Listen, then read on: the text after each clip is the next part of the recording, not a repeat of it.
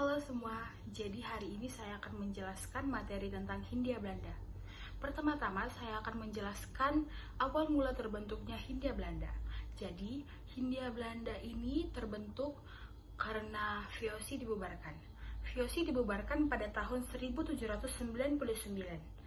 Sehingga segala tanggung jawab VOC diambil alih oleh kerajaan Belanda dan pada tahun 1800 terbentuklah Hindia Belanda atau Nederland Indies yang dipimpin oleh Pieter Both. Selanjutnya, saya akan membahas kebijakan-kebijakan apa saja yang dibentuk oleh Hindia Belanda di Indonesia. Yang pertama ada sistem tanam paksa atau Kulturstelsel. Sistem tanam paksa dibentuk pada masa pemerintahan Johannes van der Bosch. Sistem tanam paksa ini bertujuan untuk menguntungkan pihak Belanda yang pada saat itu sedang mengalami krisis ekonomi. Sistem ini menyebabkan penderitaan yang sangat besar bagi masyarakat Indonesia karena mereka harus mengorbankan tanah dan tanaman yang mereka punya untuk dijual kepada Hindia Belanda dengan harga yang murah dan sangat rendah. Yang kedua ada sistem kuli kontrak. Sistem kuli kontrak merupakan kebijakan yang digunakan untuk memenuhi kebutuhan tenaga kerja di perkebunan.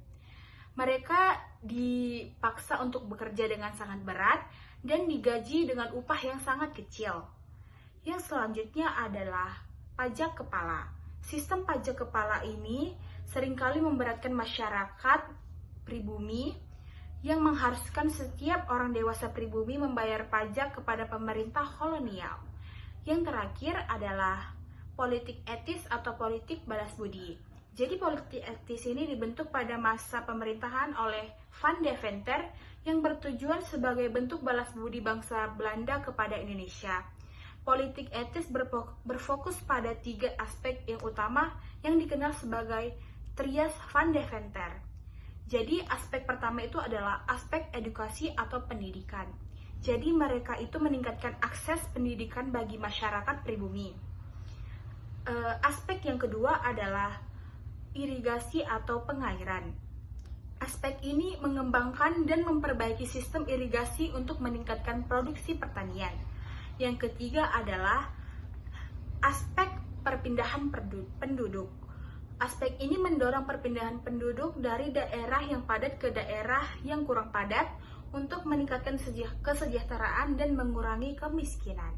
Pembahasan yang terakhir adalah dampak atau pengaruh Hindia Belanda yang masih terlihat sampai sekarang. Yang pertama adalah bahasa. Banyak bahasa Indonesia yang diserap dari bahasa Belanda, seperti aksen, handuk, kulkas, kuas, dan baskom. Yang kedua adalah sistem hukum. Sistem hukum di Indonesia banyak dipengaruhi oleh sistem hukum Belanda. Contohnya seperti Kitab Undang-Undang Hukum Perdana dan Kitab Undang-Undang Hukum Pidana yang merupakan adaptasi dari sistem hukum Belanda. Yang ketiga adalah infrastruktur. Ada banyak infrastruktur yang dibangun oleh Hindia Belanda yang masih digunakan sampai sekarang. Contohnya adalah jalur rel kereta api, irigasi, pelabuhan, dan bangunan kolonial. Dampak yang terakhir yaitu adalah pendidikan. Sistem pendidikan modern di Indonesia dimulai pada masa pemerintahan Hindia Belanda. Banyak sekolah atau universitas yang didirikan oleh Hindia Belanda. Salah satu contohnya adalah ITB yang dulu dikenal sebagai THS atau Technisch Hogeschool yang sampai saat ini masih terkenal. Segitu saja pembahasan saya tentang materi Hindia Belanda dan terima kasih sudah menonton sampai habis.